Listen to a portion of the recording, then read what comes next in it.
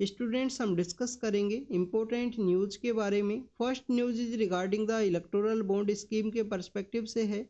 Students, electoral bond scheme जिसे launch किया गया था पॉलिटिकल पार्टीज के फंडिंग के पर्सपेक्टिव से, आप देखिए कि रिसेंटली सुप्रीम कोर्ट के द्वारा उसको अनकॉन्स्टिट्यूशनल है वो डिक्लेयर किया गया है। सुप्रीम कोर्ट के द्वारा ऑब्जर्व किया गया कि हमारे कॉन्स्टिट्यूशन का जो आर्टिकल 19(1)(a) है उसका जो वायलेशन है वो कैरी आउट किया जाता है यहाँ पे इलेक्टोरल बॉन्ड स्कीम के द्वारा।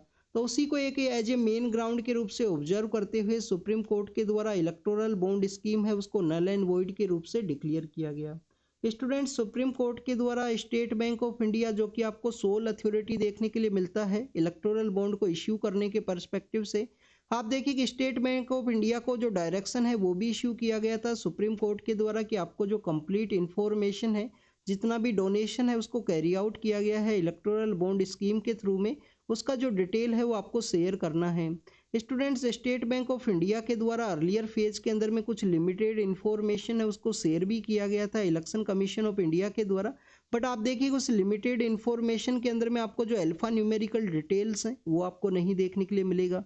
किस पॉलिटिकल पार्टी को जो डोनेशन है वो रिसीव हुआ उसके बारे में भी जो इन्फॉर्मेशन है उसको नहीं शेयर किया गया था स्टेट बैंक ऑफ इंडिया के द्वारा। और अगर हम पॉलिटिकल पार्टीज के पर्सपेक्टिव से डिस्कस करें तो पॉलिटिकल पार्टीज के द्वारा स्टूडेंट्स बताया गया कि जो इलेक्टोरल बॉन्ड स्कीम है उसके अंदर अनोमिनिटी का जो कॉन्सेप्ट है वो हुआ करता था कि पब्लिक डोमेन के अंदर में जो इन्फॉर्मेशन है पॉलिटिकल डोनेशन के रिगार्डिंग वो नहीं अवेलेबल होगा। तो उसी के रिगार्डिंग में आप देखिए कि पॉलिटिकल पार्टीज के द्वारा बताया गया कि उनके द्वारा जो डिटेल्स हैं उनको नहीं प्रिपेयर किया गया है इलेक्टोरल बॉन्ड स्कीम के थ्रू में। यहाँ पे एसबीआई के द्वारा जो अल्फा न्यूमेरिकल डिटेल्स हैं उनको प्रेजेंट समय में शेयर किया गया है इलेक्शन कमीशन ऑफ इंडिया के द्वारा। एसबीआई के द्वारा सुप्रीम कोर्ट को इन्फॉर्म किया गया कि उनके द्वारा जो कंप्लीट इन्फॉर्मेशन है उसको शेयर कर दिया गया है इलेक्शन कमीशन ऑफ इंडिया के द्वारा। अगर हम एसबीआई का जो रोल है उसके बारे में डिस्कस करें तो आप देखिए कि एक नॉर्मल ईयर के समय में 4 टाइम्स आपको जो इलेक्टोरल बॉन्ड है उनको इश्यू किया जाता था एसबीआई के द्वारा। और उन इलेक्टोरल बॉन्ड्स को किसी भी एक एज ए इंडिविजुअल पर्सन के द्वारा या जो कॉरपोरेट ऑर्गेनाइजेशन है उसके द्वारा परचेज है वो किया जा सकता था। तो स्टूडेंट, जो अल्फा न्यूमेरिकल डिटेल्स है उनको शेयर किया गया है एसबीआई के द्वारा किस पॉलिटिकल पार्टी को जो डोनेशन है वो रिसीव हुआ, अगर हम उसके बारे में डिस्कस करें तो यहाँ पे एक ऑब्जर्वेशन है उसके बारे में बताया गया है कि मेगा इंजीनियरिंग इंफ्रास्ट्रक्चर लिमिटेड नाम का एक कंपनी है जो कि आपको हैदराबाद बेस्ड कंपनी है वो देखने के लिए मिलता है। आप देखिए कि उनके द्वारा जो सिंगल लार्जेस्ट डोनेशन है उसको कैरी आउट किया गया है एक पॉलिटिकल पार्टी को, जिसके बारे में यहाँ पे डिस्कस किया गया। तो this is all the information related to the electoral bond scheme के बारे में कि उसको कॉन्स्टिट्यूशन के किस आर्टिकल के ग्राउंड के बेस पे नल एंड वॉइड के रूप से डिक्लेयर किया गया। अनोमिनिटी का जो कॉन्सेप्ट आपको देखने के लिए मिलता है पब्लिक डोमेन के अंदर, यहाँ पे वोटर्स को जो इन्फॉर्मेशन है वो नहीं अवेलेबल था पॉलिटिकल पार्टीज के डोनेशन के परस्पेक्टिव से। एसबीआई उसके अंदर एक सोल अथॉरिटी हुआ करता था। कौन सा पॉलिटिकल पार्टी है जो इलेक्टोरल बॉन्ड के थ्रू में जो डोनेशन है उसके रिगार्डिंग में एलिजिबल हुआ करते थे, उसके बारे में भी आपको पता होना चाहिए कि 1% जो वोट्स हैं जिनके द्वारा सिक्योर किए गए हों, मिनिमम 1% वोट्स किसके अंदर में, स्टेट लेजिस्लेटिव असेंबली के अंदर में। और इसके अलावा आप देखिए कि जो हमारा लोकसभा के जो जनरल इलेक्शंस हैं उसके अंदर में 1% वोट जिन पॉलिटिकल पार्टी ने सिक्योर किया है वो इलेक्टोरल बॉन्ड के परस्पेक्टिव से आपको जो एलिजिबल पॉलिटिकल पार्टी है वो देखने के लिए मिलेगा। तो this is all the information related to the electoral bond scheme के बारे में है। नेक्स्ट अगर हम बात करें दिल्ली के जो सीएम हैं उनके पर्सपेक्टिव से है। आप देखिए कि एनफोर्समेंट डायरेक्टरेट के द्वारा उनको अरेस्ट किया गया है दिल्ली के अंदर में। आपको एक एक्साइज पॉलिसी केस है वो देखने के लिए मिलेगा। इसी केस के रिगार्डिंग में काफ़ी सारे जो पॉलिटिकल पर्सनस है दिल्ली के अंदर, जो पॉलिटिकल पार्टी का रूल है उसके रिगार्डिंग में उनका जो अरेस्ट है वो आपको देखने के लिए मिलता है एनफोर्समेंट डायरेक्टरेट के द्वारा। यहाँ पे आपको एनफोर्समेंट डायरेक्टरेट के बारे में पता होना चाहिए। आपको यहाँ पे किसी भी जो सीएम है क्या उसको अरेस्ट किया जा सकता है, क्या यहाँ पे एलजी का या गवर्नर का जो कंसेंट है वो जरूरी है किसी भी पर्सन को अरेस्ट करने के रिगार्डिंग में, उसके बारे में भी आपको इन्फॉर्मेशन होनी चाहिए। आप देखिए कि उसके बारे में आप जरूर से रीड करना, क्या सिविल केसेस के अंदर में या क्रिमिनल केसेस के अंदर में जो कंसेंट है वो रिक्वायर होता है या नहीं होता है। स्टूडेंट्स, अगर हम बात करें एनफोर्समेंट डायरेक्टरेट के बारे में तो काफ़ी बार इसके बारे में हमने डिस्कस किया है। अर्लियर फेज के अंदर इसका जो नेम है एनफोर्समेंट यूनिट के नाम से हुआ करता था। 1957 के समय इसका जो इस्टेब्लिशमेंट है वो आपको देखने के लिए मिलता है और मिनिस्ट्री ऑफ फाइनेंस के अंडर में इसको इस्टेब्लिश किया गया है। इसके अलावा आप देखिए कि जो मनी लॉन्ड्रिंग के जो केसेज हैं, मनी लॉन्ड्रिंग के अलावा आपको जो जितना भी ब्लैक मार्केटिंग है, ब्लैक मनी के जो केसेज हैं, उन सभी को डील किया जाता है एनफोर्समेंट डायरेक्टरेट के द्वारा, वो आपको देखने के लिए मिलेगा। नेक्स्ट अगर हम बात करें स्टूडेंट तमिलनाडु के पर्सपेक्टिव से है, आप देखिए कि तमिलनाडु के एक मिनिस्टर आपको देखने के लिए मिलते हैं, उनको बेसिकली लोअर कोर्ट के द्वारा कन्विक्ट किया गया था, उसके बाद में उनको पोस्ट से रिमूव है वो कर दिया गया। आप देखिए कि लेटर फॉर्म के अंदर आपको देखने के लिए मिलता है कि सुप्रीम कोर्ट के द्वारा उनका जो कन्विक्शन है उसको स्टे कर दिया गया है। सुप्रीम कोर्ट के द्वारा उनका जो कन्विक्शन हुआ था जिस केस के अंदर में, जिसकी वजह से वो पॉलिटिकल वे में डिस्क्वालीफाई हो चुके थे, आप देखिए कि सुप्रीम कोर्ट के द्वारा उनको यहाँ पे स्टे है वो लगाया गया है उनके कन्विक्शन के पर्सपेक्टिव से। तो उनको दोबारा से काउंसिल ऑफ मिनिस्टर है उसके अंदर री इंडक्ट करने के रिगार्डिंग में ये जो न्यूज़ है वो आपको देखने के लिए मिलती है। तमिलनाडु के जो गवर्नर हैं उनके द्वारा कॉन्स्टिट्यूशनल मोरलिटी के बेसिस पे यहाँ पे उसको उनको दोबारा से री इंडक्ट करने से मना कर दिया गया कि इनको दोबारा से जो री इंडक्ट है वो नहीं किया जाएगा। आप देखिए कि गवर्नर के द्वारा आपको जो अपॉइंटमेंट प्रोसेस है वो देखने के लिए मिलता है, किसी भी मिनिस्टर का जो ओथ प्रोसेस है उसको कैरी आउट किया जाता है गवर्नर के द्वारा। तो यहाँ पे सुप्रीम कोर्ट के द्वारा ऑब्जर्व किया गया है गवर्नर का जो बेसिकली जो पोजीशन है उसको चैलेंज किया गया है सुप्रीम कोर्ट के अंदर में। सुप्रीम कोर्ट के द्वारा यहाँ पे बेसिकली ऑब्जर्व किया गया है कि जो कॉन्स्टिट्यूशनल पोजीशन है उसको सेट एज ए राइट के रूप से यहाँ पे सेटअप करने का जरूरत है, उसी के पर्सपेक्टिव से यहाँ पे बताया गया है कि जो कन्विक्टेड पर्सन है उनका जो कन्विक्शन है उसको स्टे कर दिया गया है, अब उनको री इंडक्ट है वो किया जा सकता है काउंसिल ऑफ मिनिस्टर के अंदर में एज ए मिनिस्ट्री के रूप से। नेक्स्ट अगर हम बात करें स्टूडेंट्स ओलंपिक कमेटी के रिगार्डिंग में है, आप देखिए कि इंडिया का जो ओलंपिक के अंदर में जो टीम जाने वाला है उसी के जो बेसिकली जो बैंकिंग पार्टनर है यस बैंक के बारे में यहाँ पे बताया गया है। 2021 के समय यस बैंक न्यूज़ के अंदर में थे, आरबीआई के द्वारा काफ़ी सारे जो रेस्ट्रिक्शंस है वो लगाए गए थे। आप देखिए कि रिजर्व बैंक ऑफ इंडिया के द्वारा यहाँ पे सभी बैंक्स को ऑब्जर्व किया जाता है, क्या उनके द्वारा जितना भी जो उनका गाइडलाइंस है उनको ऑब्जर्व किया जाता है, नहीं किया गया है।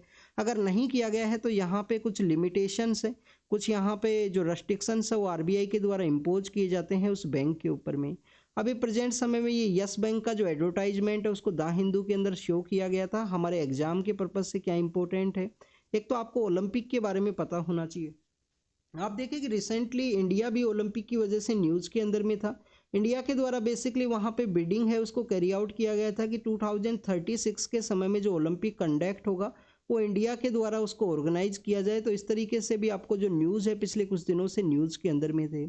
आपको ओलंपिक के बारे में कुछ बेसिक इन्फॉर्मेशन होनी चाहिए। आप देखिए कि वाइट का जो बैकग्राउंड है उसके अंदर में आपको इस तरीके से जो 5 रिंग्स हैं वो देखने के लिए मिलती हैं। 5 रिंग्स के द्वारा बेसिकली जो 5 कॉन्टिनेंट्स हैं उनको यहाँ पे प्रेजेंट किया जाता है, और रिंग्स का जो डिफरेंट कलर है वो आपको यहाँ पे डाइवर्सिटी के रूप से देखने के लिए मिलेगा कि यहाँ पे जो डिफरेंट डाइवर्सिटी है उसके बारे में बताया जाता है।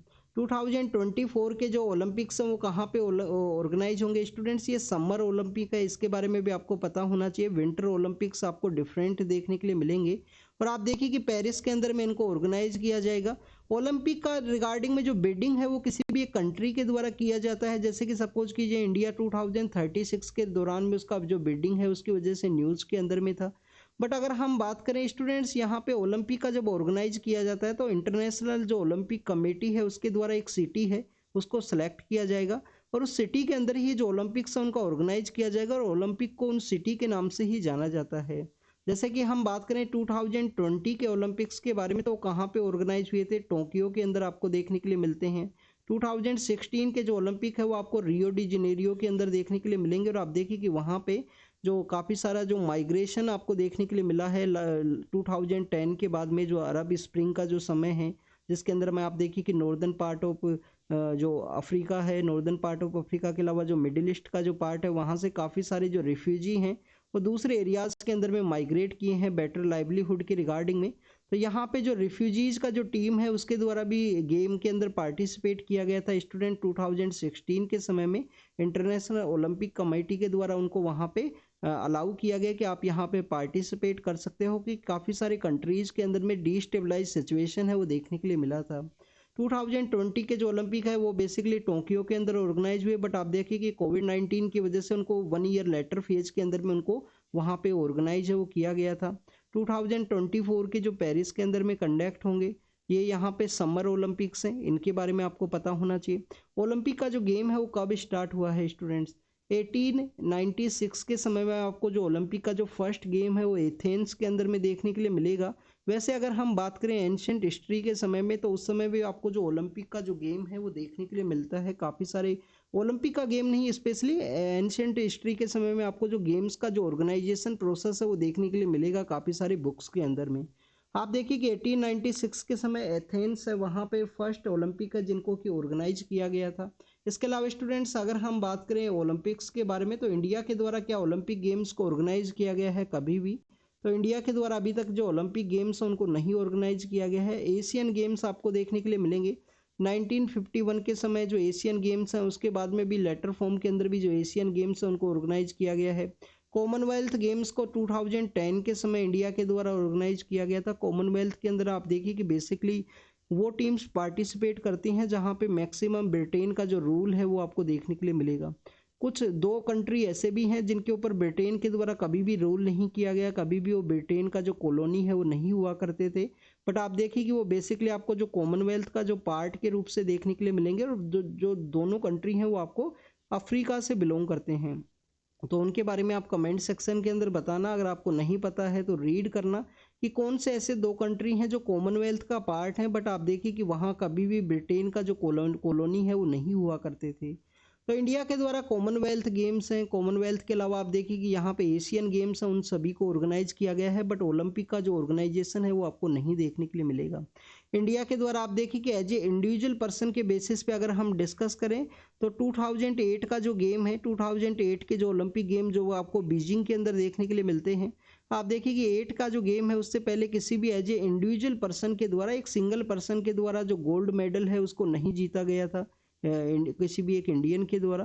पर 2008 के समय में आपको जो शूटिंग है उसके अंदर में अभिनव बिंद्रा है वो देखने के लिए मिलते हैं। अभिनव बिंद्रा के द्वारा किस तरीके से 2008 के समय में जो इंडिविजुअल की बेसिस के ऊपर जो गोल्ड मेडल है उसको अचीव किया गया। उससे पहले आपको टीम का जो गेम्स है, टीम गेम्स के अंदर में आपको जो ओलंपिक का जो गोल्ड मेडल है वो देखने के लिए मिलता है हॉकी के अंदर में। नेक्स्ट अगर हम बात करें students, archaeological survey of India का जो यहाँ पे सर्वे है उसके पर्सपेक्टिव से है। आप देखिए कि मध्य प्रदेश का एक डिस्ट्रिक्ट है जिसको कि हम धर डिस्ट्रिक्ट के नाम से जानते हैं। कहाँ पे ये सिचुएटेड है? मध्य प्रदेश का अगर आप मैप को ऑब्जर्व करोगे स्टूडेंट, सपोज कीजिए यहाँ पे इंदौर सिचुएटेड है। इंदौर का जो वेस्टर्न पार्ट है उसके अंदर में आपको जो धर डिस्ट्रिक्ट है वो देखने के लिए मिलेगा, और जहाँ पे आपको देखिए कि जहाज महल है वो भी सिचुएटेड है। जहाज महल आपको मेडिवल हिस्ट्री के समय का कुछ आर्कोलॉजिकल जो आर्किटेक्चरल डेवलपमेंट है वो आपको देखने के लिए मिलता है। तो धर डिस्ट्रिक्ट के अंदर में बेसिकली क्या हुआ कि वहाँ पे जो भोजशाला नाम का एक कॉम्प्लेक्स है वो हुआ करता है।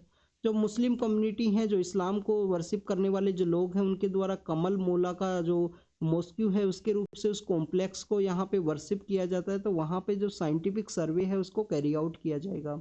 स्टूडेंट्स अगर हम भोजशाला कॉम्प्लेक्स के बारे में बात करें, तो जो किंग भोज हुआ करते थे उनके द्वारा बेसिकली ऐसा ऑब्जर्व किया जाता है कि इस कॉम्प्लेक्स को बेसिकली उनके द्वारा डेवलप किया गया था।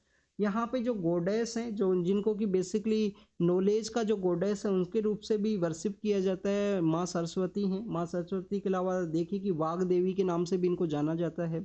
तो उनका जो वर्शिप के रिगार्डिंग में ये जो आपको भोजशाला, शाला मीन्स बेसिकली यहाँ पे स्कूल हुआ करता था। बेसिकली जो स्कूल है उसको शाला के रूप से यूज किया जाता है, और भोज मीन्स जो किंग है उनके द्वारा इसको कंस्ट्रक्ट किया गया है। पर लेटर फॉर्म के अंदर में आपको यहाँ पे जो कमल मोला जो मॉस्क्यू कॉम्प्लेक्स है वो भी आपको देखने के लिए मिलेगा, जिसको कि यहाँ पे मुस्लिम कम्युनिटीज है उनके द्वारा जो वर्शिप है, अपना जो मॉस्क के अंदर में जो प्रेयर है उसको कैरी आउट किया जाता है। तो इसी तरीके से यहाँ पे जो साइंटिफिक सर्वे है वो स्टार्ट हुआ है। Scientific survey archaeological survey of India के द्वारा कैरी आउट किया जाएगा, और ये धर डिस्ट्रिक्ट के अंदर में सिचुएटेड है। धर डिस्ट्रिक्ट के बारे में आपको पता होना चाहिए कि जो western part of Madhya Pradesh है, इंदौर का जो मालवा का जो रीजन है वहाँ पे ये सिचुएटेड है। काफ़ी सारी जो रिवर्स हैं, जैसे कि आप देखिए कि हमारा जो माही रिवर है, चंबल रिवर है, वो उन्हीं के नियर बाई एरियाज हैं जहाँ से ओरिजिनेट करती हैं, और आपको नॉर्दर्न पार्ट ऑफ इंडिया की तरफ उनका जो माइग्रेशन है, जो उनका मूवमेंट है वो आपको देखने के लिए मिलेगा। कर्नाटका के गवर्नर हैं, उनके द्वारा एक अमेंडमेंट है, एंडाउमेंट एक्ट के बिल के अंदर में जो अमेंडमेंट कैरी आउट किए गए थे यहाँ पे कर्नाटका गवर्नमेंट के द्वारा, तो उसको रिटर्न किया गया है। आप देखिए कि गवर्नर के रिगार्डिंग में गवर्नर का जो असेंट है बिल को जो रिटर्न करना, उसके रिगार्डिंग में आपको काफ़ी बार न्यूज़ के अंदर देखने के लिए मिलता है। आपको आर्टिकल 200 एंड 201 के बारे में ज़रूर से इंफॉर्मेशन होनी चाहिए। 200 एंड 201 के अंदर आपको डिफरेंट प्रोविजन है गवर्नर के पर्सपेक्टिव से आपको देखने के लिए मिलेंगे। और आप देखिए कि प्रेसिडेंट को भी रेफर कर दिया जाता है यहाँ पे गवर्नर के द्वारा। काफ़ी बार स्टेट असेंबली के जो बिल्स हैं उनको प्रेसिडेंट को भी रेफर कर दिया जाता है। क्या प्रेसिडेंट के पास में कोई टाइम पीरियड है? क्या प्रेसिडेंट के पास में कोई टाइम पीरियड है? कितने टाइम पीरियड के अंदर में आपको जो बिल है उसको असेंट देना होगा या उसको रिटर्न करना होगा? आप देखिए कि इसी तरीके से जो गवर्नर का जो पोस्ट है उसके रिगार्डिंग में न्यूज़पेपर के अंदर काफ़ी बार मेंशन किया गया था। सितंबर अक्टूबर के समय में काफ़ी सारी जो स्टेट गवर्नमेंट्स है वो सुप्रीम कोर्ट के अंदर अप्रोच किए थे कि वहाँ पे जो गवर्नर्स है उनके द्वारा स्टेट लेजिस्लेटिव असेंबली के जो बिल्स हैं उनको असाइंट है वो नहीं दिया जाता है, उनको कंप्लीट एज ए यहाँ पे पॉकेट के रूप से रख लिया जाता है, कोई भी जो डिसीजन है वो नहीं लिया जाता है। तो उसके रिगार्डिंग में सुप्रीम कोर्ट के द्वारा ऑब्जर्व किया गया था कि यहाँ पे टाइम बाउंड मैनर के अंदर में उनको अपना जो डिसीजन है उसको डिलीवर करना होगा किसी भी स्टेट लेजिस्लेटिव असेंबली के रिगार्डिंग में जो बिल है उसके पर्सपेक्टिव से। नेक्स्ट अगर हम बात करें स्टूडेंट श्रीनगर के पर्सपेक्टिव से है। स्टूडेंट श्रीनगर के अंदर एक कॉलेज है जिसको कि हम अमर सिंह कॉलेज के नाम से जानते हैं। तो उस अमर सिंह कॉलेज के अंदर में काफ़ी सारे जो ट्रीज़ हैं उनको कट किया गया है, उसी की वजह से वो न्यूज़ के अंदर में है। वहाँ पे जो एल्यूमिनीज हैं, जो लोकल पर्सनस हैं, उनके द्वारा इसके अगेंस्ट में जो क्रिटिसिज्म है वो उसको कैरी आउट किया गया। आप देखिए इस तरीके से जो पेड़ हैं वो यहाँ पे हुआ करते थे, काफ़ी सारे जो पेड़ हैं वो हुआ करते थे। 235 के आसपास जो ट्री हैं वो आपको देखने के लिए मिलेंगे।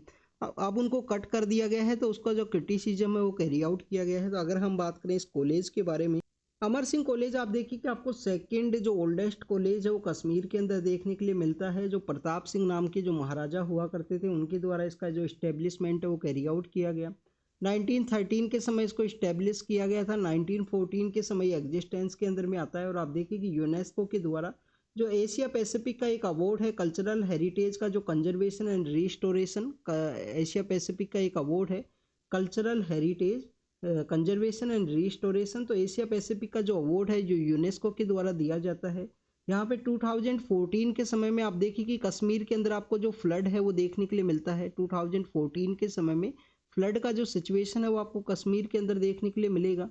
कश्मीर के अंदर जो झेलम है, तवी नाम का जो रिवर है, वहाँ पे जो फ्लड का जो सिचुएशन क्रिएट हुआ, उस फ्लड की सिचुएशन के समय ही आप देखिए कि ये जो ट्री हैं उनको यहाँ पे लगाया गया था और अब उन ट्री को कट किया गया है। उसी के बारे में कॉलेज एडमिनिस्ट्रेशन के द्वारा बताया गया है कि बेसिकली इन ट्री को इस वजह से कट किया गया है कि जो विंड का जो सीजन होता है उस समय में ये कॉलेज कॉम्प्लेक्स के रिगार्डिंग में या कॉलेज का जो बिल्डिंग है उसके ऊपर ये डिस्ट्रैक्शन है वो क्रिएट कर सकते थे। कोई भी यहाँ पे जो बिल्डिंग का जो डिस्ट्रॉय है वो हो सकता था, उसी के बारे में यहाँ पे बताया गया है। तो ओल्डेस्ट कॉलेज है अमर सिंह कॉलेज, जिसको कि अमर टेक्निकल कॉलेज के रूप से इस्टेब्लिश किया गया था 1913 के समय में। और आप देखिए कि 1914 के समय इसका इस्टेब्लिशमेंट देखने के लिए मिलेगा। प्रताप सिंह कॉलेज के बाद में सेकंड ये ओल्डेस्ट कॉलेज है कश्मीर के अंदर में। नेक्स्ट अगर हम बात करें स्टूडेंट्स, यहाँ पे आप देखिए कि एक टाइगर है, टाइगर को कैप्चर किया गया है कन्नूर के अंदर में, केरल के अंदर में, और उसको कैप्चर करके सेंड कर दिया गया।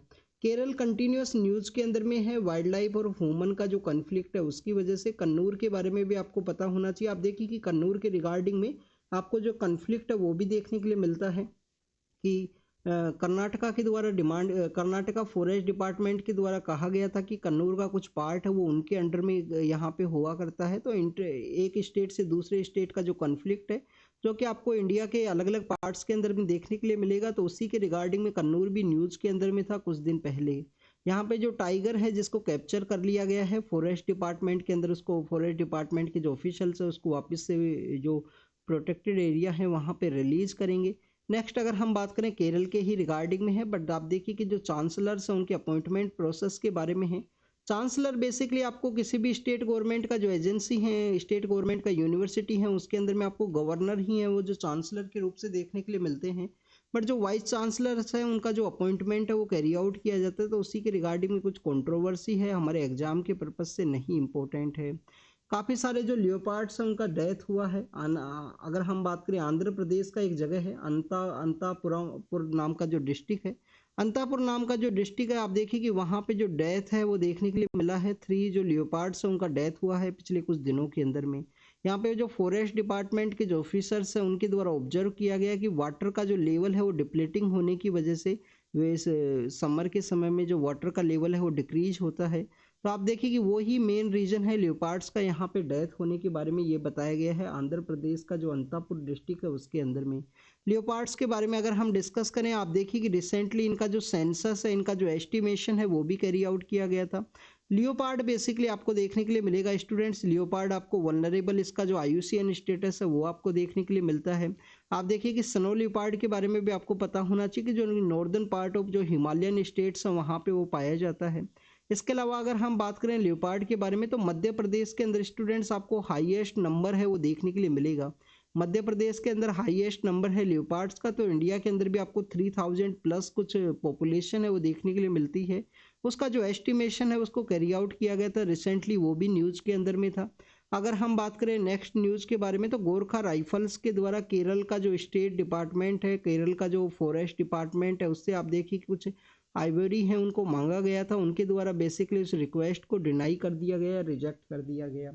केरल के स्टार्ट यहाँ पे जो स्टेट जो फॉरेस्ट डिपार्टमेंट है उनके द्वारा कहा गया कि जो वाइल्ड लाइफ प्रोटेक्शन एक्ट है, वाइल्ड लाइफ प्रोटेक्शन एक्ट यहाँ पे अलाउ नहीं करता है कि बेसिकली अलाउ नहीं करता है कि किसी भी आप वाइल्ड लाइफ का जो थिंग्स है उनको यहाँ पे आप पजेस करो, उनको आप इस तरीके से ट्रॉफी के रूप से यहाँ पे शो किया जाए।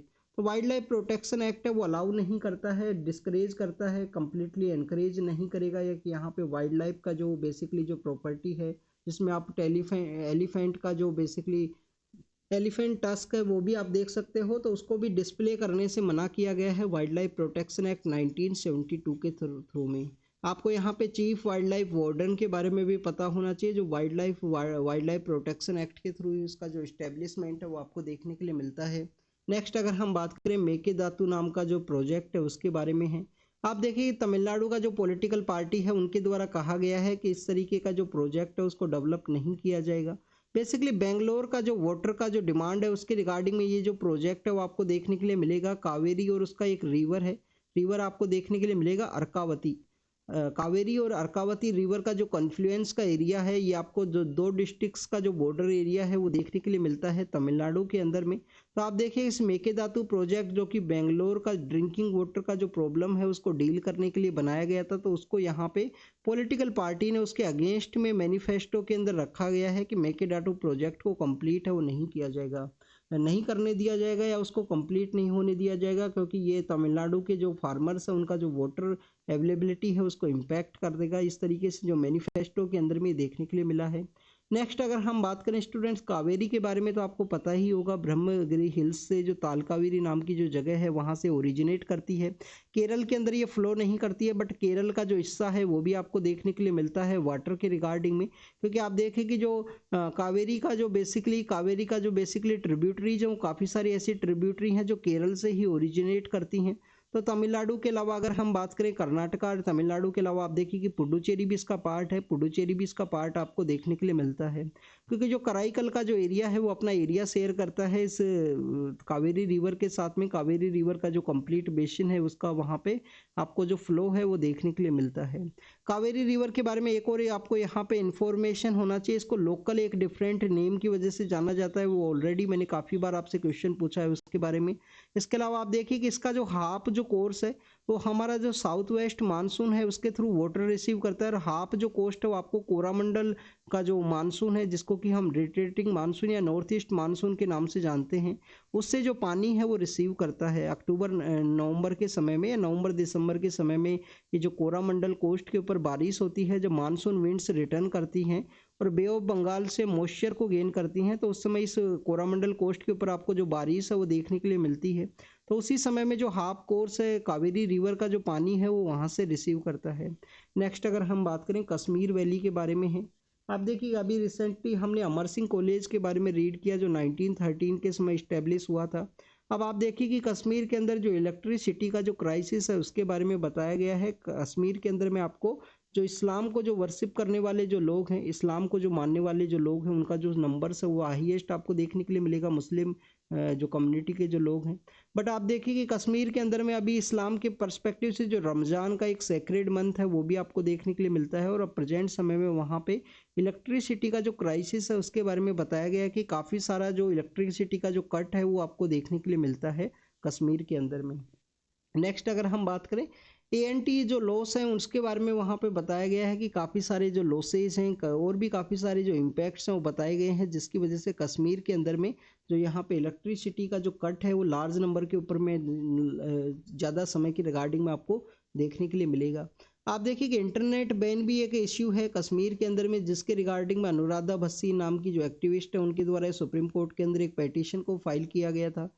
2020 के समय में Anuradha Bhasin versus union of India case के अंदर में सुप्रीम कोर्ट के द्वारा ऑब्जर्व किया गया कि इंटरनेट एक बेसिक राइट है। अगर आर्टिकल 19 के पर्सपेक्टिव से अगर हम डिस्कस करें तो आप देखिए कि 19 के पर्सपेक्टिव से जो freedom of speech and expression है, सोशल मीडिया के ऊपर आपको कोई गवर्नमेंट के अगेंस्ट में जो कंसर्न है उसको रेज करना है, freedom of speech and expression के थ्रू में अदर पार्ट ऑफ कंट्री के जो लोग हैं उनसे आपको कनेक्ट होना है, अपना इंफॉर्मेशन है उसको शेयर करना है।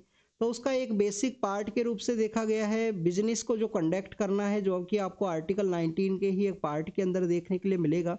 तो आप देखिए कि बिजनेस को कंडक्ट करना है, जैसे कि ऑनलाइन बिजनेस है, जोमेटो है या फूड डिलीवरी ऐप है, कोई आपको यहाँ पे ई कॉमर्स साइट से कुछ यहाँ पे ऑर्डर करना है, तो बेसिकली उसको भी यहाँ पे बिजनेस का जो पार्ट है वो भी माना गया। और आर्टिकल 21 के अंडर में आप देखिए कि यहाँ पे जो एजुकेशन है उसके पर्सपेक्टिव से भी ये इम्पोर्टेंट है। हमारा जो इंटरनेट है तो उसके रिगार्डिंग में आपको न्यूज़ है वो देखने के लिए मिलती है कश्मीर के पर्सपेक्टिव से। नेक्स्ट अगर हम बात करें स्टूडेंट्स, अभी रिसेंटली हमारी गवर्नमेंट के द्वारा अग्नि 5 नाम का जो मिसाइल है वहाँ पे मल्टीपल न्यूक्लियर जो वार हेड्स हैं उनको एक सिंगल मिसाइल के अंदर में कैरी आउट किया जा सके, इसका जो प्रैक्टिस है उसको कैरी आउट किया गया। आप देखिए अग्नि 5 जो नाम का जो मिसाइल है, अग्नि 5 नाम का जो मिसाइल है उसके अंदर हमने इस टेस्टिंग को कैरी आउट किया है कि एक सिंगल मिसाइल के अंदर में काफ़ी सारे जो न्यूक्लियर वार हेड्स हैं उनको हम कैरी कर सकते हैं और मल्टीपल जो टारगेट्स है उसको ये डील कर सकेगा। तो आप देखिए कि यहाँ पे अगर हम बात करें हमारा जो लार्जेस्ट आपको बैलिस्टिक मिसाइल है वो देखने के लिए मिलता है अग्नि 5, जो कि 2012 के समय में यहाँ पे एग्जिस्टेंस के अंदर में आता है। 5000 किलोमीटर का जो एरिया है वो ये कवर करता है, इसका जो रेंज है वो आपको 5000 किलोमीटर के आसपास देखने के लिए मिलेगा। तो आप देखिए अग्नि 5 को ही यहाँ पे बेसिकली हमारा MIRV जो टेक्नोलॉजी है, मल्टीपल इंडिपेंडेंटली जो टारगेटेबल री एंट्री व्हीकल है, MIRV जो टेक्नोलॉजी है उसको यहाँ पे टेस्ट किया गया है। 2012 के समय ये अग्नि 5 है वो एग्जिस्टेंस के अंदर में आता है। उसके बाद में काफ़ी सारा जो मॉडिफिकेशन है वो आपको देखने के लिए मिलेगा। और आप देखिए कि MIRV जो टेक्नोलॉजी है जिसको डेवलप किया गया है किसके द्वारा, जिसको डेवलप किया गया है DRDO के द्वारा, DRDO defence research and development organisation के द्वारा। एक आपको यहाँ पे जो मिशन है वो देखने के लिए मिलेगा DRDO के द्वारा, जिसको कि हम मिशन दिव्य शस्त्रा के नाम से जानते हैं, मिशन दिव्य शस्त्रा के नाम से जानते हैं। उसके अंडर में इस MIRV टेक्नोलॉजी का जो टेस्टिंग है उसको कैरी आउट किया गया है। इंडिया कुछ लिमिटेड कंट्रीज है उनका जो डोमेन है उसके अंदर में शामिल हो गया है जिसके पास में MIRV टेक्नोलॉजी है। या आप देखिए कि मल्टीपल जो न्यूक्लियर वार हेड्स है उनको एक सिंगल मिसाइल के थ्रू में कैरी आउट किया जाए, इस तरीके का जो कैपेबिलिटी है वो आपको देखने के लिए मिलेगा। आप देखिए कि 2019 के समय में हमारी गवर्नमेंट के द्वारा एक टेस्टिंग है उसको कैरी आउट किया गया था, जिसको कि हम एंटी सैटेलाइट जो प्रोविज़न है उसके नाम से जानते हैं, जो कि बेसिकली आप देखिए कि लोअर अर्थ ऑर्बिट का जो एरिया है 300 किलोमीटर का जो एरिया है वहाँ पे बैलिस्टिक मिसाइल डिफेंस सिस्टम है, बैलिस्टिक मिसाइल डिफेंस सिस्टम है उसको डेवलप किया गया हमारे यहाँ पे किसके द्वारा, इसी बेसिकली हमारे इसरो के द्वारा उसको टेस्ट किया गया था। मिशन शक्ति के अंदर में एंटी सैटेलाइट जो व्हीकल है उसको डेवलप किया है इंडिया के द्वारा। इंडिया का आपको एक न्यूक्लियर डॉक्ट्राइन है वो भी देखने के लिए मिलता है जो 2003 के समय एग्जिस्टेंस के अंदर में आता है। आफ्टर द पोखरण टेस्ट के बाद में 1998 का जो पोखरण टेस्ट है उसके बाद में जो न्यूक्लियर डॉक्ट्राइन है वो एग्जिस्टेंस के अंदर में आया, जिसके अंदर में कहा गया है नो फर्स्ट यूज़ के बारे में उसके अंदर डिस्कस किया गया है कि कभी भी फर्स्ट टाइम जो यूज़ है उसको नहीं कैरी आउट किया जाएगा। इसके अलावा स्टूडेंट्स अगर हम बात करें बैलिस्टिक मिसाइल सबमरीन के बारे में तो 2018 के समय में इंडियन गवर्नमेंट के द्वारा जो INS अरिहंत है उसके ऊपर बैलिस्टिक मिसाइल सबमरीन है उसको भी लॉन्च किया गया था। तो इस तरीके से हमारे यहाँ पे जो काफ़ी सारा न्यूक्लियर डेटरेंस है, जो न्यूक्लियर का जो यूज़ है वो आपको देखने के लिए मिलेगा। आप देखिए कि MIRV टेक्नोलॉजी है, एस एंटी सैटेलाइट जो व्हीकल है उसको भी डेवलप किया गया है मिशन शक्ति के थ्रू में। नो फर्स्ट यूज आपको एक एज ए रेस्पॉन्सिबल जो न्यूक्लियर जो पावर के रूप से देखने के लिए मिलता है। इंडिया के द्वारा कभी भी किसी कंट्री के ऊपर अटैक भी नहीं किया गया है स्टूडेंट्स। मैक्सिमम टाइम में आप देखिए कि जब भी इंडिया के ऊपर अटैक हुआ है तो उसको डिफेंड किया गया है इंडिया के द्वारा। इस तरीके से काफ़ी सारे जो प्रोविजन है वो आपको न्यू कैपेबिलिटीज़ के रूप से देखने के लिए मिलते हैं।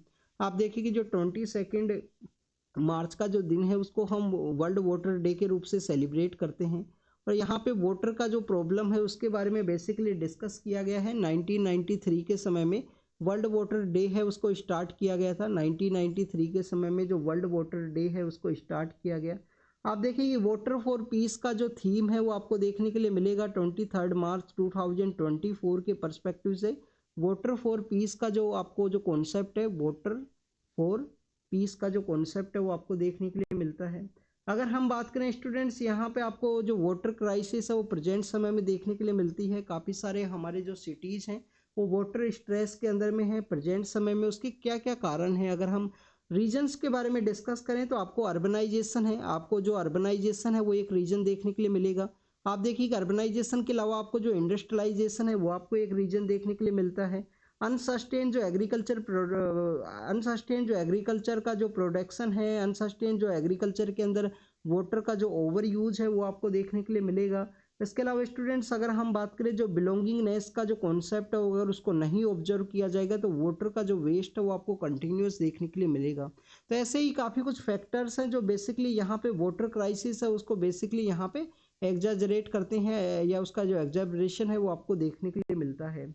नेक्स्ट अगर हम बात करें water resource institute, world resource institute के द्वारा आप देखिए कि बताया गया है कि जो 17 कंट्री हैं वर्ल्ड के अंदर में, वहाँ पे जो वाटर स्ट्रेस का जो सिचुएशन है वो आपको देखने के लिए मिलेगा। आप देखिए कि 17 कंट्रीज ऐसे हैं जहाँ पे वाटर स्ट्रेस का जो सिचुएशन है वो प्रेजेंट समय में है। आप देखिए कि अगर हम बात करें इंडिया के पर्सपेक्टिव से, तो इंडिया के अंदर भी जो सिचुएशन है वो सही नहीं है। जो ग्राउंड वाटर है उसका टू मच यूज किया जाता है। 72% जो वाटर है उसका विड्रॉल आपको एग्रीकल्चर एक्टिविटीज़ के अंदर में देखने के लिए मिलेगा। जो ग्राउंड से जो वाटर निकाला जाता है उसका जो 72% यूज है वो आपको एग्रीकल्चर एक्टिविटी के अंदर देखने के लिए मिलता है। इसके अलावा अगर हम बात करें 16% जो ग्राउंड से जो वाटर निकाला जाता है उसका यूज आपको जो अर्बन एरिया है, अर्बन यूज है उसके अंदर देखने के लिए मिलेगा।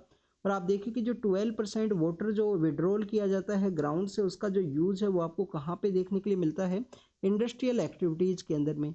तो इस तरीके से एग्रीकल्चर एक्टिविटीज़ के अंदर में आपका जो ग्राउंड वाटर है उसको मैक्सिमम यूज किया जाता है। और आप देखिए कि उस जो ग्राउंड वाटर को मैक्सिमम यूज करने की वजह से आपको काफ़ी बार एग्रीकल्चर एक्टिविटीज़ के अंदर में आपको यहाँ पे ओवर यूज है वो भी आपको देखने के लिए मिलेगा। अनसस्टेन जो एग्रीकल्चर के अंदर में ओवर यूज का जो प्रॉब्लम्स है वो आपको यहाँ पे वाटर का प्रॉब्लम के पर्सपेक्टिव से देखने के लिए मिलता है।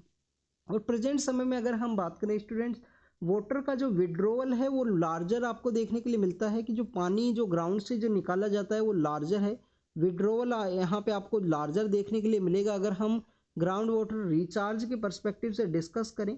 और आप देखिए कि हमारे यहाँ पे जो रिवर्स हैं, जो लेक्स हैं, जहाँ पे वाटर का अवेलेबल है, बट काफ़ी बार आपको रिवर्स के अंदर में जो ग्रे वाटर है उसका भी आपको जो बेसिकली ग्रे वाटर का जो रिलीज है वो भी आपको देखने के लिए मिलेगा। गवर्नमेंट के द्वारा प्रधानमंत्री कृषि सिंचाई योजना है, अमृत सरोवर की योजना है, जल शक्ति अभियान है, इन सभी को लॉन्च किया गया था। तो उसी के अंदर में हमारी जो वाटर बॉडीज हैं उनका वाटर मैनेजमेंट है उसको प्रॉपर वे में कैरी आउट किया जा सके, जिससे कि हम वर्ल्ड का जो वाटर पीस है जिसके रिगार्डिंग में एक बेटर इंस्ट्रूमेंट के रूप से पानी को यहाँ पे बिल्ड कर सकें। हमारे कंप्लीटली वर्ल्ड के अंदर में जो पीस फॉर वाटर का जो थीम दिया गया है इस बार World Water for the piece का कॉन्सेप्ट के थ्रू में। नेक्स्ट अगर हम बात करें यहाँ पे वाटर डे के रिगार्डिंग में ही डिस्कस किया गया है। आप देखिए यहाँ पे बताया गया है कि अर्लियर समय में जो डिफरेंट सिविलाइजेशंस हैं, यहाँ पे यूनेस्को के रिगार्डिंग में है स्टूडेंट्स कुछ इन्फॉर्मेशन यूनेस्को के पर्सपेक्टिव से डिस्कस किया गया कि यूनेस्को के द्वारा किस तरीके से जो रिपोर्ट्स हैं उनको पब्लिश किया जाता है यहाँ पे वाटर के रिगार्डिंग में। तो आप देखिए कि प्रेजेंट समय में वर्ल्ड के अंदर वाटर का जो डिमांड है वो आपको इंक्रीजिंग देखने के लिए मिलता है। 1993 के समय में वर्ल्ड वाटर डे है उसका सेलिब्रेशन है वो स्टार्ट किया गया, बट आप देखिए अब प्रेजेंट समय में हम यहाँ पे जो 31 वर्ल्ड वाटर डे है उसको सेलिब्रेट कर रहे हैं। वर्ल्ड वाटर डे के अंदर में जो leveraging water for the piece का जो कॉन्सेप्ट है उसको डेवलप करने के बारे में कहा गया है। यहाँ पे बेसिकली बताया गया है कि वर्ल्ड वाटर असेसमेंट जो प्रोग्राम है, वर्ल्ड वाटर असेसमेंट प्रोग्राम है, वो आपको देखने के लिए मिलता है, जिसके अंदर आप देखें कि यूनेस्को के द्वारा यहाँ पे वर्ल्ड वाटर असेसमेंट प्रोग्राम है, वर्ल्ड वाटर असेसमेंट प्रोग्राम जो है उसके अंदर में आप देखें कि यूनेस्को के द्वारा जो डेवलपमेंट है उसका 2024 का जो एडिशन है उसको कैरी आउट किया गया, जिसके अंदर UN world water development report है जो यूनेस्को के थ्रू में आपको देखने के लिए मिलेगा। और आप देखिए कि जिनके द्वारा एडिटोरियल लिखा गया है ये यूनेस्को के ही पार्ट के रूप से आपको इंडिया के अंदर देखने के लिए मिलते हैं। तो यूनेस्को का जो रिपोर्ट है United nation world water development report, उसके अंदर में पीस एंड प्रोस्पेरिटी के रूप से वाटर के बारे में डिस्कस किया गया है। उसके अंदर में बताया गया है कि जो 35 यूएन का जो यहाँ पे एंटिटीज हैं, 48 अदर जो पार्टनर्स हैं उनके द्वारा यहाँ पे वाटर एंड सैनिटेशन के वर्क के रूप से यहाँ पे कोऑर्डिनेशन एंड कोऑपरेशन के रूप से वर्क किया जाता है, जिससे कि वाटर को यहाँ पे बेटर वे में यहाँ पे यूटिलाइज किया जा सके। इन्होंने स्टूडेंट्स यहाँ पे जो एंशिएंट सिविलाइजेशन है उसके पर्सपेक्टिव से डिस्कस किया गया कि जैसे नाइल रिवर है, नाइल रिवर के किनारे में आपको जो सिविलाइजेशन है उसका डेवलपमेंट देखने के लिए मिलता है। टिग्रीज जो रिवर है उसके रिगार्डिंग में यहाँ पे सिविलाइजेशन का जो डेवलपमेंट है उसके बारे में इनके द्वारा कहा गया। यूफ्रेट्स नाम के जो रिवर है वहाँ पे आपको जिस तरीके से जो सिविलाइजेशन का जो डेवलपमेंट हुआ उसके बारे में इनके द्वारा कहा गया है कि कैसे जो सिविलाइजेशन का जो डेवलपमेंट है वो आपको वाटर के रिगार्डिंग में देखने के लिए मिलता है। आप देखिए कि इंडिया के अंदर भी आपको जो इंडस सिविलाइजेशन देखने के लिए मिलता है, तो इंडस जो रिवर है उसी के आसपास उसका जो डेवलपमेंट हुआ था। वर्ल्ड के अंदर में यहाँ पे काफ़ी सारा जो वाटर का जो कॉन्फ्लिक्ट है उसके बारे में भी इनके द्वारा बताया गया है कि कैसे जो एंशिएंट समय में कुछ सिविलाइजेशंस है जिसमें लगास है, उम्मा नाम का जो सिटीज़ है मेसोपोटामिया के अंदर में उनका जो कॉन्फ्लिक्ट है वो आपको देखने के लिए मिलता है कैसे वाटर के रिगार्डिंग में। आप देखिए कि यहाँ पे ट्रीटी ऑफ मसीलिम के बारे में भी कहा गया है, जो मेसिलिम नाम का जो ट्रीटी है जो आपको एक एंशिएंट ट्रीटी देखने के लिए मिलता है वाटर के रिगार्डिंग में। तो उसके बारे में कहा गया कि ओल्डेस्ट यहाँ पे एक लीगल डॉक्यूमेंट है ह्यूमैनिटी का जो वाटर के रिगार्डिंग में जो रिकॉग्निशन है या जो पीस ट्रीटी है उसके पर्सपेक्टिव से। तो मेन मोटिव क्या है यहाँ पे कंप्लीट इन सब को डिस्कस करने के रिगार्डिंग में कि इंडिया को भी जो 3 ट्रिलियन इकोनॉमी है उसके रूप से अचीव करना है। 70% हमारा जो पॉपुलेशन है वो रूरल एरिया के अंदर आपको देखने के लिए मिलेगा। एग्रीकल्चर उनका मेन यहाँ पे प्रोडक्टिविटी है, एग्रीकल्चर मेन ऑक्यूपेशन है, तो इंडिया को भी यहाँ पे वाटर मैनेजमेंट का जो प्रैक्टिस है उसको कैरी आउट करने का ज़रूरत है। उन सभी के बारे में यहाँ पे बताया गया है इंडिया के रिगार्डिंग में। नेक्स्ट अगर हम बात करें, आप देखिए कि रिसेंटली एक जज है उनके द्वारा अपना जो रेजिग्नेशन के बाद में जो पॉलिटिकल पार्टी है उसको ज्वाइन किया गया, तो उसी के रिगार्डिंग में यहाँ पे डिस्कस किया गया है कि जजेस के अंदर भी बेसिकली जो कूलिंग ऑफ पीरियड है वो होना चाहिए। आप देखिए कि मेजर जो आपको यहाँ पे एक रोजर मैथ्यू नाम का एक जजमेंट है वो देखने के लिए मिलेगा। उसके अंदर में जिन पर्सनस के द्वारा जो डिसेंट को कैरी आउट किया गया था उनके द्वारा आप देखिए कि कहा गया था कि बेसिकली यहाँ पे जो कूलिंग ऑफ पीरियड है वो हर एक जज के रिगार्डिंग में होना चाहिए। 62 आपको जो जज का जो एज है वो देखने के लिए मिलता है हाई कोर्ट के अंदर में। इसके अलावा देखिए कि सुप्रीम कोर्ट के अंदर भी जजेस का जो रिटायरमेंट प्रोसेस है या जो रेजिग्नेशन है उसके बाद में कुछ समय तक वो कोई पॉलिटिकल पार्टी है उसको नहीं ज्वाइन करना चाहिए। इसके बारे में कुछ डिफरेंट जो पॉइंट्स हैं उनके बारे में डिस्कस किया गया। बेंगलोर का एक यहाँ पे जुडिशियल कंडक्ट के पर्सपेक्टिव से कुछ कन्वेंशन आपको देखने के लिए मिलता है, उन रूल्स को रिवाइवल करने के बारे में डिस्कस किया गया है इस एडिटोरियल के अंदर में। अभी हमारा एग्जाम के अंदर में जो हमारे पेपर के अंदर में जो मेंशन है जो कॉन्स्टिट्यूशन के अंदर में या जो प्रोविजंस के अंदर में उनके बारे में कुछ मेंशन नहीं है यहाँ पे आपको एक बेंगलोर का जो जुडिशियल कंडक्ट के जो प्रोविजंस है उनके बारे में भी आपको पता होना चाहिए। वोटर एंड वुमेन का रिगार्डिंग में यहाँ पे डिस्कस किया गया है। आप देखिए कि एनएसएसओ का जो रिपोर्ट है वो बताता है कि जो 41% है रूरल हाउस होल्ड, वहाँ पे जो डिस्टेंस वोटर का जो डिस्टेंस प्रॉब्लम है वो आपको देखने के लिए मिलेगा। यहाँ पे आप देखिए कि वुमेन का ही जो रिस्पॉन्सिबिलिटी है वाटर कलेक्शन, फूड का जो प्रिपेयर करना, ये वुमेन का जो रिस्पॉन्सिबिलिटी है वो आपको देखने के लिए मिलता है हाउस होल्ड के अंदर में, स्पेशली रूरल एरियाज के अंदर में। यहाँ पे बेसिकली डिस्टेंस के बारे में बताया गया कि कैसे यहाँ पे जो वाटर का इनसिक्योरिटी है वो वुमेन को इफेक्ट करेगा।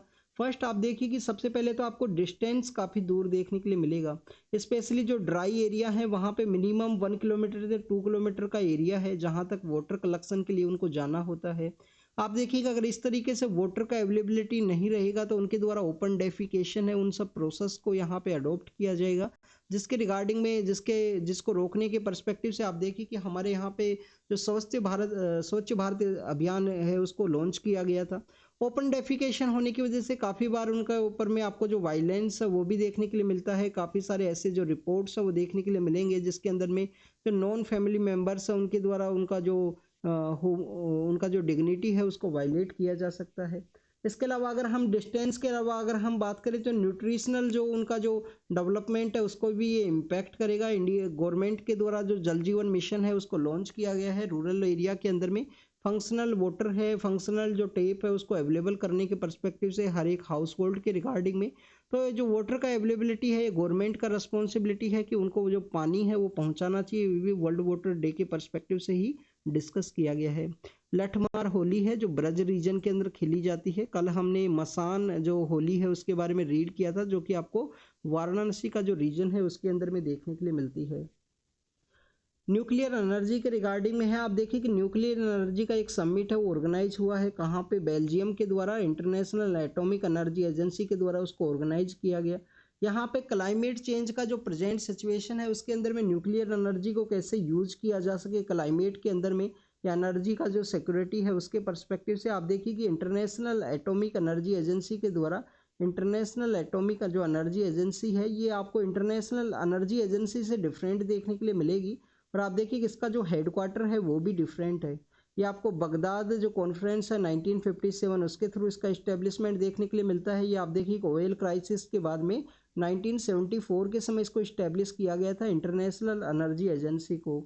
इसके अंदर में आप देखिए कि रिसेंटली जो COP28 का मीटिंग हुआ दुबई के अंदर में भी, तो वहाँ पे भी basically international atomic energy agency के द्वारा atom for the net zero के पर्सपेक्टिव से उसको डिस्कस किया गया था कि एनर्जी का जो डिमांड है उसको न्यूक्लियर एनर्जी के थ्रू में फुलफिल किया जाएगा।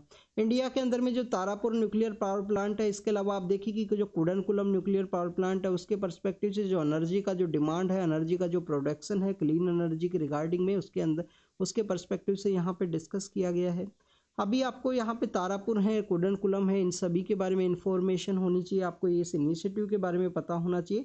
Atoms for the net zero जो कि इंटरनेशनल एटॉमिक एनर्जी के रिगार्डिंग में आपको देखने के लिए मिलता है। इंटरनेशनल एटॉमिक एनर्जी का इस्टेब्लिशमेंट कब किया गया, हेडक्वार्टर कहाँ, जिनेवा के अंदर सिचुएटेड है या और कहीं सिचुएटेड है, उन सभी के बारे में आप कमेंट सेक्शन के अंदर बताना, ये आपका होमवर्क है।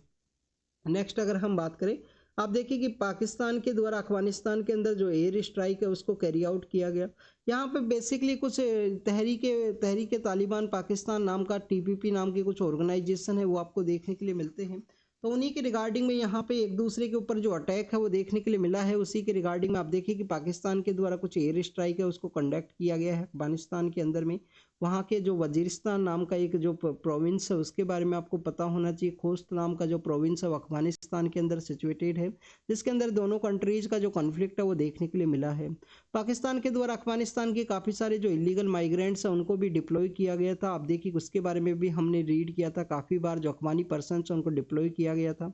इसके अलावा स्टूडेंट्स अगर हम बात करें पाकिस्तान और अफगानिस्तान के बारे में, पाकिस्तान में रिसेंटली इलेक्शंस कंडक्ट हुए हैं और आप देखेंगे अफगानिस्तान के अंदर में तालिबान वहाँ पे पावर के अंदर में है और तालिबान के द्वारा जो वार्निंग है उसको भी इशू किया गया है कि पाकिस्तान को कि इसके जो रिपरकशंस है वो काफ़ी बैड हो सकते हैं। उसी के बारे में गवर्नमेंट हमारा जो ministry of electronic and information technology है उनके द्वारा एक फैक्ट चेक यूनिट है उसको नोटिफाई किया गया था सुप्रीम कोर्ट के द्वारा। आप देखिए कि गवर्नमेंट के द्वारा जो नोटिफिकेशन इश्यू किया गया उसको स्टे लगा दिया गया है कि बॉम्बे हाई कोर्ट के द्वारा जो अर्लियर फेज के अंदर में 2021 का जो प्रोविजंस के रिगार्डिंग में जो फैक्ट चेक यूनिट को डेवलप किया गया, जब तक उसका जो डिसीजन है वो नहीं दिया जा सकता है, उसको स्टे है वो लगाया गया है सुप्रीम कोर्ट के द्वारा। आप देखिए कि ग्रेट इंडियन बस्टर्ड के बारे में अगर हम डिस्कस करें, ग्रेट इंडियन बस्टर्ड आपको एक एंडेंजर्ड जो यहाँ पे एनिमल है, जो बर्ड है वो देखने के लिए मिलता है। राजस्थान का जो थार डेजर्ट है, थार डेजर्ट देखिए कि 2 डिस्ट्रिक्ट्स के वहाँ पे सिचुएटेड है। यूपीएससी ने 2020 के समय ये क्वेश्चन पूछा था कि जो हमारा जो थार डेजर्ट है, जो डेजर्ट नेशनल पार्क है, सॉरी स्टूडेंट्स, जो डेजर्ट नेशनल पार्क है वो कौन से डिस्ट्रिक्ट्स के अंदर में सिचुएटेड है, क्या एक डिस्ट्रिक्ट के अंदर या दो डिस्ट्रिक्ट्स के अंदर में? तो 2 डिस्ट्रिक्ट्स के अंदर अपना एरिया है वो शेयर करता है। ग्रेट इंडियन बस्टर्ड्स का जो 90% पॉपुलेशन है, जितना भी पॉपुलेशन है उसका 90% जो लोग हैं वो वहाँ पे पाए जाते हैं आपको। और आप देखिए कि वहाँ पे जो आपको पावर लाइंस है हमारे रिन्यूएबल सोलर एनर्जी के रिगार्डिंग में जो पावर लाइंस है उनका जो ट्रांसमिशन है वो भी आपको देखने के लिए मिलता है। सुप्रीम कोर्ट के द्वारा एक कमेटी को फॉर्म किया गया है 2020 के समय से, ये न्यूज़ के अंदर में है कि वहाँ पे डिफ्लेक्टर को लगाया जाए। ये लोग यहाँ पे जो जो पावर का जो ट्रांसमिशन लाइन है उससे कन्फ्लिक्ट कोलिजन होने की वजह से इनका जो डेथ है वो आपको देखने के लिए मिलेगा। नेक्स्ट अगर हम बात करें केरल के ऊपर में जो नेट बोरोइंग जो सीलिंग है वो इम्पोज किया गया था, इसके अंदर में आप देखिए कि 13,000 करोड़ रुपए हैं वो रिलीज किए गए हैं केरल गवर्नमेंट के द्वारा। सुप्रीम कोर्ट को अंदर कहा गया कि उनका जो डिमांड है उसको फुलफिल करने के लिए जो यहाँ पे फंड है उसको रिलीज करने का जरूरत है, उसके बारे में यहाँ पे कहा गया है। एग्जाम के पर्पज से नहीं इंपॉर्टेंट है। फिल्म फेस्टिवल जो गोवा के अंदर ऑर्गेनाइज होता है उसके अंदर कुछ फिल्म्स है उनको नहीं शो किया गया है, एग्जाम के पर्पज से ये भी इंपॉर्टेंट नहीं है। बायोप्लास्टिक के बारे में है, मिनिस्ट्री ऑफ एनवायरनमेंट के द्वारा कुछ रूल्स उनको फ्रेम किया गया है कि बायोप्लास्टिक बेसिकली आप देखिए कि काफ़ी बार ऐसा मेंशन किया जाता है कि कुछ प्लास्टिक है जो बायोडिग्रेडेबल है, 2 ईयर के अंदर में वो बायोडिग्रेडेबल होगा। और बायोप्लास्टिक ये जो बायोडिग्रेडेबल जो प्लास्टिक है या आप देखिए माइक्रो प्लास्टिक है वो सबसे बड़ा आपको पोल्यूटेंट है वो देखने के लिए मिलता है प्लास्टिक पोल्यूशन के अंदर में।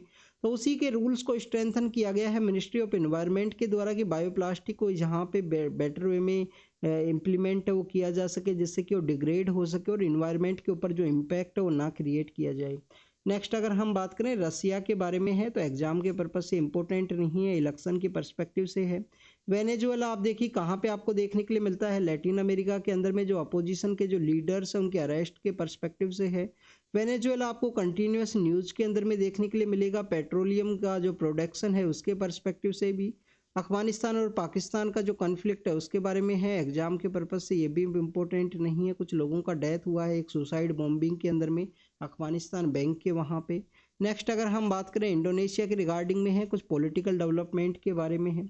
आप देखिए कि यूएस के द्वारा इमीडिएट सीज फायर के बारे में डिस्कस किया गया है कि गाजा स्ट्रिप के अंदर में यहाँ पे जो कंटिन्यूस सिचुएशन है काफ़ी डिटोरेटिंग है, तो वहाँ पे कंटिन्यू सीज फायर है उसको इस्टेब्लिश किया जाए। श्रीलंका के द्वारा आपको देखने के लिए मिलेगा कि जो वहाँ पे क्रेडिटर्स हैं जितना भी इनके ऊपर डेप्थ है उसका जो मोरेटोरियम है उसके रिगार्डिंग में डिस्कशन है उसको कैरी आउट किया गया है। आप देखिए कि 17 कंट्रीज का आपको एक कमेटी है वो भी देखने के लिए मिलता है जिनके द्वारा डोनेशन या जो लोन है वो दिया गया था श्रीलंका को, उनके द्वारा एक ग्रुप है उसको कॉन्स्टिट्यूट किया गया। चाइना उस ग्रुप से कम्प्लीटली आउट है, बट एज ए ऑब्जर्वर के रूप से उसके द्वारा ऑब्जर्व किया जाता है कि श्रीलंका के द्वारा किस तरीके से जो डेप्थ है उसको रीस्ट्रक्चर है वो कैरी आउट किया जाएगा। यहाँ पे आपको जो पेरिस क्लब है उसके बारे में पता होना चाहिए, what is Paris club. Paris club एक इनफॉर्मल जो क्रेडिटर्स का जो क्लब है वो आपको देखने के लिए मिलता है। तो पेरिस क्लब के बारे में एक बार रीड कर लेना 2-3 लाइन उसके बारे में, क्या है ये पेरिस क्लब, ये आपको यहाँ पे जरूर से पता होना चाहिए। श्रीलंका का जो डेप्थ है काफ़ी ज़्यादा यहाँ पे डेप्थ का सिचुएशन क्रिएट हुआ। आप देखिए एक तो 2019 के समय ईस्टर के समय वहाँ पे बॉम्ब ब्लास्ट हुए। बॉम्ब ब्लास्ट के बाद में आपको देखने के लिए मिलेगा कि 2019 के जो बॉम्ब ब्लास्ट है उसके जस्ट बाद में वहाँ पे जो टूरिज्म इंडस्ट्री है वो मेन आपको सोर्स देखने के लिए मिलेगा। टूरिज्म इंडस्ट्री कोविड-19 की वजह से उसके ऊपर इम्पैक्ट हुआ, इसकी वजह से वहाँ पे इकोनॉमी है वो सर्वाइवल फेज के अंदर नहीं था। वहाँ की कंट्री के अंदर भी काफ़ी सारा गवर्नमेंट के ऊपर में जो डेप्थ है वो आपको देखने के लिए मिलेगा। डेप्थ होने की वजह से आप देखिए कि उसको रीस्ट्रक्चर करने के बारे में या आईएमएफ के द्वारा कुछ सपोर्ट है वो यहाँ पे प्रोवाइड किया गया था डेप्थ के पर्सपेक्टिव से। तो आपको पेरिस क्लब के रिगार्डिंग में यहाँ पे रीड करना है श्रीलंका के पर्सपेक्टिव से। This is all the information related to the today's newspaper. यहाँ पे आप देखिए कि हमने जो प्लेस ऑफ वर्शिप एक्ट है, जो प्लेस ऑफ वर्शिप एक्ट है उसके बारे में आपको पता होना चाहिए। प्लेस ऑफ वर्शिप एक्ट के थ्रू कहा गया था कि कुछ ऐसे जो एरियाज है जहाँ पे पेटिशन फाइल है ऑलरेडी, उनके अलावा आप देखिए कि जो नए एरियाज हैं वो यहाँ पे पंडोरा बॉक्स है वो ओपन ना हो जिस पे क्लेम किया जाए कि ये हमारे से बिलोंग करता है, ये हमारे से बिलोंग करता है। क्योंकि एंड ऑफ द डे किसी ना किसी जो टेम्पल है उनके अगर हम बात करें ग्राउंड के रूप से या अंडरग्राउंड के रूप से, तो वहाँ पे आपको जो स्ट्रक्चर है टेम्पल के अलावा अगर हम बात करें कोई भी स्ट्रक्चर, आप देखिए कि ओरिजिनली जो इंडियन लैंड जिनसे बिलोंग किया करता था उन्हीं से रिलेटेड जो स्ट्रक्चर है वो आपको देखने के लिए मिलेगा। तो सेक्युलर कॉन्सेप्ट की वजह से या मोर यहाँ पे जो कॉन्फ्लिक्ट है वो ना क्रिएट हो उसकी वजह से प्लेस ऑफ वर्शिप एक्ट है वो एग्जिस्टेंस के अंदर में आया था, तो उसके बारे में भी आपको पता होना चाहिए, जिसके अंदर कुछ रेस्ट्रिक्शंस लगाए गए थे यहाँ पे आर्कोलॉजिकल सर्वे ऑफ इंडिया के द्वारा क्या किया जाएगा, साइंटिफिक सर्वे कहाँ पे, भोजशाला नाम का जो कॉम्प्लेक्स है उसके अंदर में, जो कि धार डिस्ट्रिक्ट मध्य प्रदेश के अंदर में है। तो thank you students, thank you very much.